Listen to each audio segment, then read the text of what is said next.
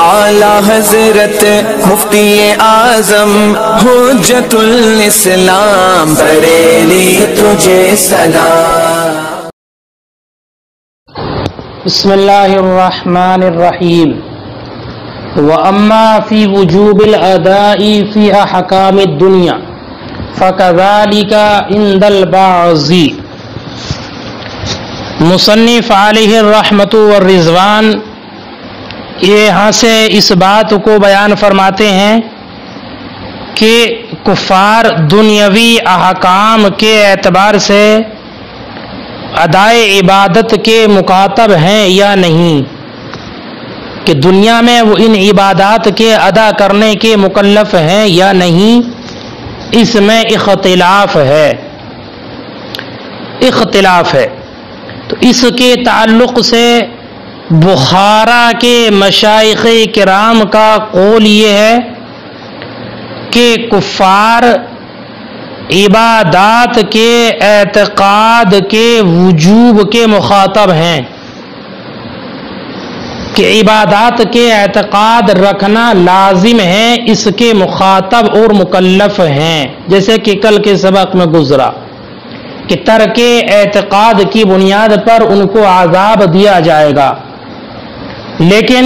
کفار دنیا میں ادائے عبادات کے واجب ہونے کے مخاطب اور مکلف نہیں ہیں۔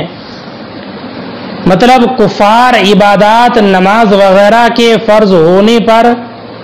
اعتقاد رکھنے کے تو مکلف ہیں، لیکن ان عبادات کو دنیا میں ادا کرنے کے مکلف نہیں ہیں۔ لہذا ان حضرات کے نزدیک کفار کو فرضیت عبادات کے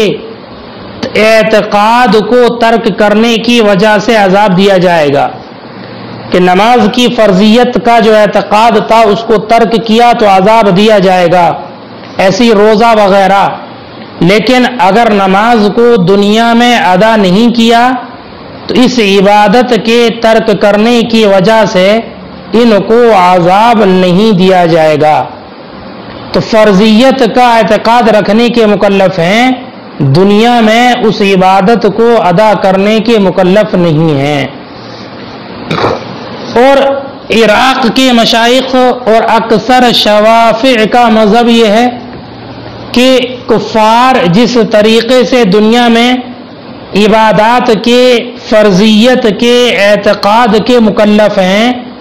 اسی طریقے سے کفار ان کی ادا کے بھی مکلف ہیں، یعنی ادائیگی بھی ان پر ضروری ہے اور عبادات کا ادا کرنا بھی ان پر ضروری ہے۔ امام صاحب نور الانوار ملا جیون علیہ الرحمۃ والرضوان فرماتے ہیں کہ یہ تو قوم کے لیے ایک عظیم مغالطہ ہے، ایک شبے میں ڈالنا ہے، اس لیے کہ امام شافعی نے یہ کہا ہے کہ یہ ادائے عبادات کے مکلف ہیں دنیا میں، حالانکہ امام شافعی رضی اللہ تعالیٰ عنہ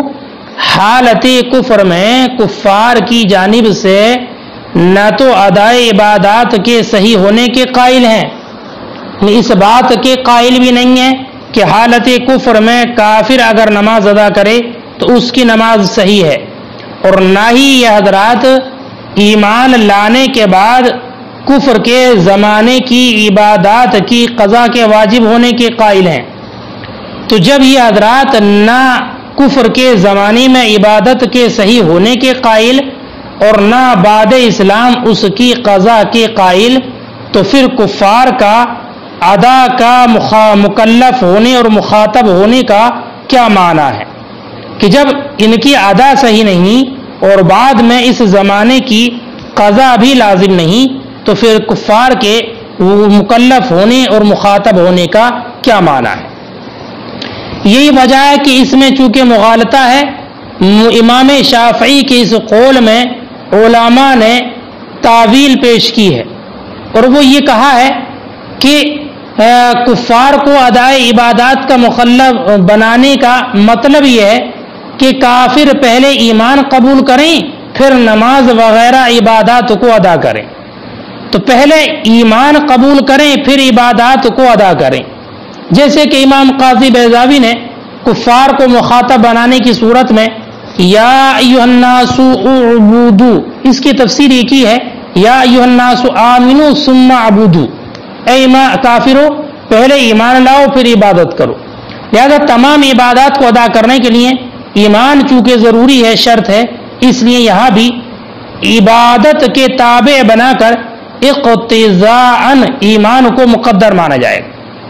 تو عبادت کے تابع بنا کر اقتضاءً ایمان کو مقدر مانا جائے گا، اور یہ ایسا ہے جیسے کہ کسی سے کہا جائے کہ جنوبی انسان، ناپاک انسان پر نماز فرض ہے لیکن طہارت کی شرط کے ساتھ،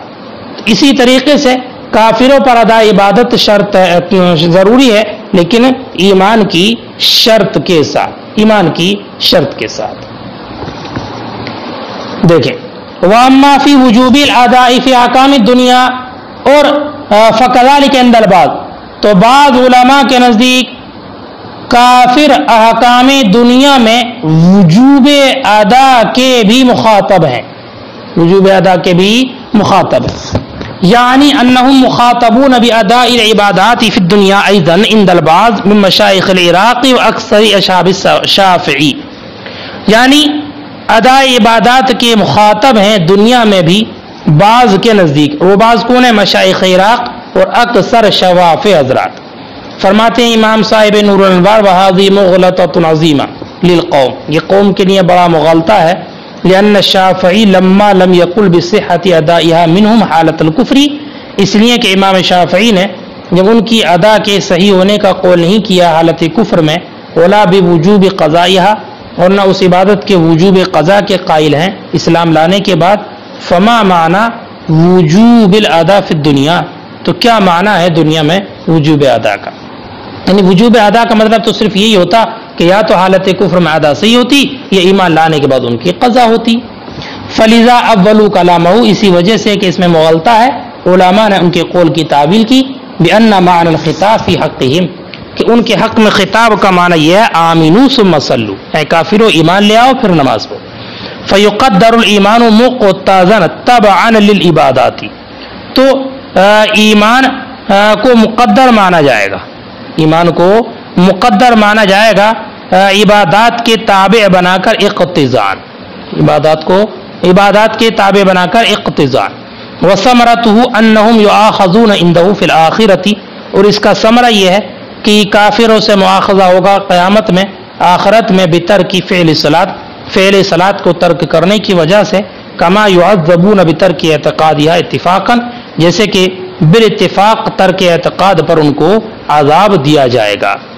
جیسے کہ ترک اعتقاد پر ہمارے نزدیک بھی عذاب دیا جائے گا، لیکن امام شافعی فرماتے جیسے ترک اعتقاد پر عذاب ہوگا ایسی ترک فعل پر بھی عذاب ہوگا۔ فلو لم يكونوا مخاطبین باداء العبادات فی الدنیا، تو اگر وہ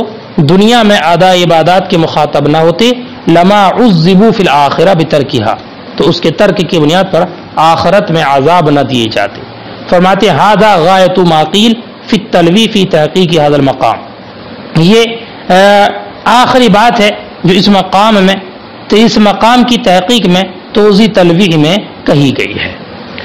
والصحیح انہم لا یخاطبون باداء ما یحتمل السقوط من العبادات، اب بیٹا اس عبارت کے ذریعے مصنف قول فیصل کو ذکر فرماتے ہیں، قول فیصل کو فرماتے ہیں کہ ہمارے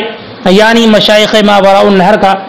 مذہب یہ ہے کہ جو عبادتیں مسلمانوں سے کسی حالت میں ساقط ہو جاتی ہیں اور سقوط کا احتمال رکھتی ہیں، جیسے کہ نماز اور روزہ ہے، تو کفار ان عبادتوں کو ادا کرنے کے مکلف اور مخاطب نہیں ہیں، اس لیے کہ یہ دونوں عبادتیں حالت حیض و نفاس میں اور ایسے مجنون سے ساقط ہو جاتی ہیں جس کا جنون ہمیشہ رہنے والا ہو، لہذا یہ عبادتیں سقوط کا احتمال رکھتی ہیں، تو کفار بھی ان کو ادا کرنے کے مکلف نہیں ہے، تو وہ عبادات جو سقوط کا احتمال رکھتی ہیں کفار ان کی ادا کے مکلف نہیں ہے۔ دلیل اس میں ایک حدیث پاک کے نبی اکرم صلی اللہ علیہ وسلم نے حضرت معاذ بن جبل رضی اللہ تعالی عنہ کو یمن کا حاکم بنا کر بھیجا، فرمایا کہ معاذ تم اہل کتاب کی ایک قوم کے پاس جا رہے ہو تو ان کو اللہ کی توحید اور میری رسالت پر ایمان لانے کی دعوت دینا،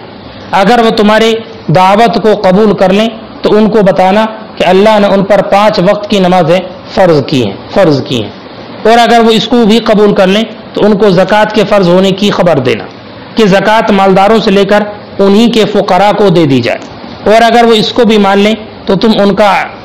کا عمدہ مال لینے سے پرہیز کرنا، یعنی زکوٰۃ میں درمیانی مال وصول کرنا، اعلیٰ درجے کا وصول کر کے ان پر ظلم نہ کرنا۔ اور دیکھو مظلوم کی آہ سے بچتے رہنا، اس لیے کہ مظلوم کی بد دعا اور اللہ کے درمیان کوئی حجاب نہیں ہوتا، بلکہ مظلوم کی آہ براہ راست راہ اجابت کو ٹکراتی ہے۔ تو اس حدیث پاک سے اس بات کی صراحت ملتی ہے کہ کفار عبادات کے ادا کرنے کے مکلف ایمان لانے کے بعد ہی ہیں، اس لیے اللہ کے رسول نے فرمایا کہ پہلے ان کو اللہ کی توحید اور میری رسالت کی خبر دینا، اگر وہ اس کو قبول کر لے تو بتانا کہ ان پر اللہ نے 5 وقت کی نمازیں فرض کی ہیں۔ فرماتے ہیں صحیح انہم لا یخاطبون باداء ما يحتمل السقوط، اور صحیح یہ ہے کہ وہ مخاطب نہیں ہے اس کی ادا کی جو عبادات سے سقوط کا احتمال رکھتی ہیں۔ اے المذہب الصحیح لنا، یعنی ہمارا صحیح مذہب یہ ہے ان الکفار لا یخاطبون باداء العبادات، کہ کفار ان عبادات کے ادا کے مکلف نہیں ہیں التی تحتمل السقوط، جو سقوط کا احتمال رکھتی ہیں، جیسے کہ نماز اور روزہ۔ فإنہم یسقطان عن اہل الاسلام بالحیض والنفاس، اس لیے کہ یہ دونوں ساقط ہو جاتی ہیں اہل اسلام سے حیض و نفاس کے زمانے میں، اور اس وناویما یا اس کے مثل جنون وغیرہ میں۔ لقول علیہ الصلوۃ والسلام، نبی اکرم کے اس ارشاد کی وجہ سے لمعاذ، حضرت معاذ سے، حین بعثہ الی الیمن، جب آپ کو اللہ کے رسول نے یمن کی جانب بھیجا، لتاتی قوم من اہل کتاب، تم جا رہے ہو اہل کتاب کی قوم کے پاس، فادعوہم الی شہادت اللہ الہ الا اللہ، تو ان کو دعوت دینا اس شہادت کی جانب کہ اللہ کے سوا کوئی معبود نہیں، وانی رسول اللہ، اور میں اللہ کا رسول ہوں، اللہ کا رسول ہوں۔ فَإِنْهُمْ أَطَاعُوكَ، تو اگر وہ آپ کی اطاعت کر لیں، فَعَلِمْهُمْ، تو ان کو بتانا ان اللہ فرض علیہم 5 صلوات، کہ اللہ نے ان پر 5 نمازیں فرض کی ہیں، فی کل یوم و لیلہ، ہر دن و رات میں۔ الحدیث، حدیث پاک فرماتے ہیں فإنه تصریح بأنهم لا یکلفون بالعبادات، تو اس میں تصریح اس بات کی کہ وہ مکلف نہیں ہیں عبادات کے، الا بعد الایمان، مگر ایمان لانے کے بعد۔ واما الایمان فلما لم يحتمل السقوط من احد، اور رہا ایمان تو جب یہ کسی سے کسی حالت میں بھی ساقط ہونے کا احتمال نہیں رکھتا، لا جرم، کسی حالت میں لا جرم کان مخاطبین بھی، تو ضرور اور یقینی طور پر کفار اس کے مخاطب ہوں گے۔ تو جب یہ چونکہ احتمال ہونے کا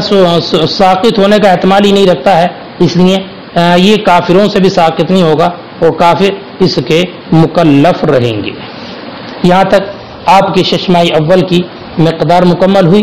امر کا بیان مکمل ہوا، اب آگے نہیں سے متعلق مباحث کا بیان شروع ہوگا، لیکن آپ کی مقدار یہیں تک تھی، یہاں تک آپ کی مقدار مکمل ہوئی۔ آپ حضرات اب